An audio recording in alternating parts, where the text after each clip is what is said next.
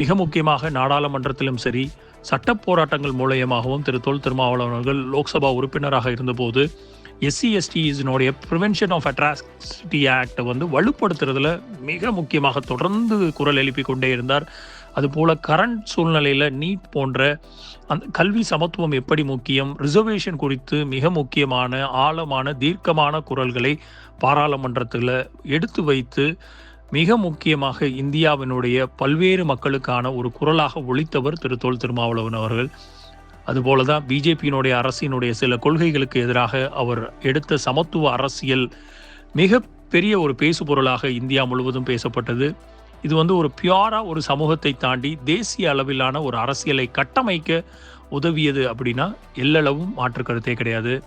அதுபோல அவர் மிக சீரிய ஒரு எழுத்தாளர், மிக பண்பான ஒரு சிந்தனையாளர், ஒரு அரசியல்வாதி மட்டுமல்ல, பல புஸ்தகங்கள் ஜாதி சமூக அரசியல் பற்றி தீர்க்கமாக எழுதியவர். அதே மாதிரி அண்ணல் BR அம்பேத்கர் அவருடைய சிந்தனையை தமிழ்நாடு முழுவதும் பரப்பிய மிக முக்கியமான தலைவரில் அண்ணன் தொல் திருமாவளவன் அவர்கள் முதலிடத்தில் இருக்கிறார்.